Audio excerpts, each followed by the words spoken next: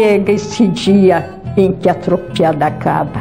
Marcas de cascos, mas que o tempo apaga. Só a saudade permanece inteira, guardada qual retrato na geleira, tirado um dia lá em Sorocaba. As palavras da poetisa gaúcha são os versos da chegada. Estamos passando pelas antigas terras do imperador, onde a tropa engordava. São as cidades de Alambari, Sarapuí, Capela do Alto, Araçoiaba da Serra e Salto de Pirapora. Os animais ficavam nesses campos, enquanto os tropeiros iam fazer negócios em Sorocaba.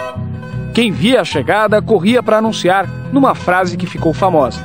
Rebentou a feira! Rebentou a feira! Rebentou a feira! Mas antes dos negócios, as orações. Uma parada obrigatória era a centenária Capela do Divino.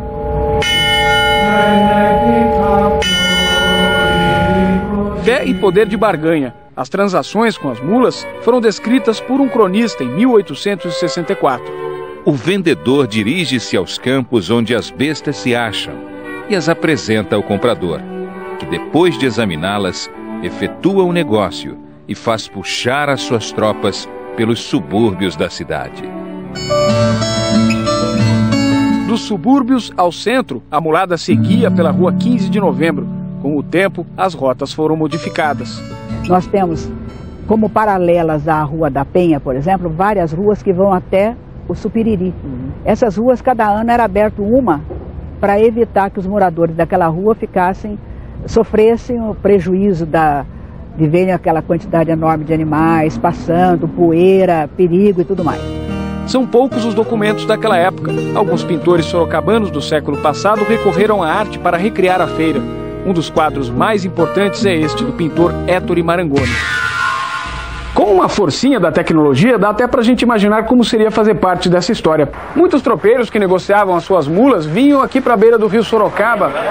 Quase dá pra ouvir a conversa deles, certamente um tom de reclamação. E não é pra menos. Quem atravessava o rio com os animais tinha que acertar as contas com o governo. De lá pra cá, quase tudo mudou na cidade, mas uma testemunha do tropeirismo sobreviveu às transformações. A ponte sobre o rio Sorocaba. Quem passava por ela não tinha escapatória. Pagava imposto no registro do outro lado do rio. Toda a riqueza gerada pela Sorocaba de hoje não se compara aos impostos pagos pelas tropas. Em 1869, 55 mil mulas passaram pela ponte, gerando quase 30% da receita de toda a província de São Paulo. Era como se os tributos cobrados atualmente em Sorocaba sustentassem quase 1/3 da economia do estado. Tanto dinheiro ajudou a financiar obras como a Estrada de Ferro Sorocabana e a enriquecer homens como Rafael Tobias de Aguiar. O brigadeiro Tobias foi o dono do registro da ponte, um tropeiro que chegou ao poder. Basta nós nos lembrarmos que depois do Rafael Tobias de Aguiar, nós não tivemos nenhum outro caso de sorocabano que em 2 oportunidades governasse São Paulo.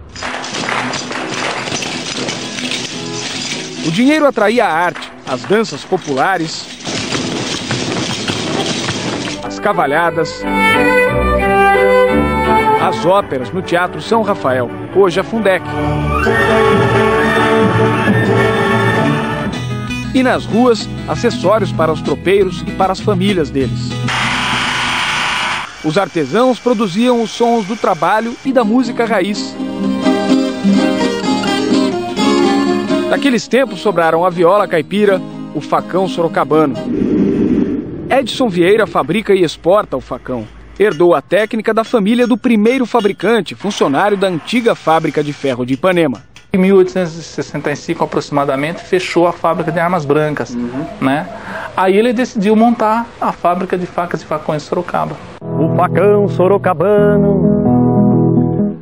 A peça aclamada no sul orgulha este médico, um colecionador de facas com 30 sorocabanas. Esse facão aqui é um facão inglês e este aqui é um facão Sorocaba.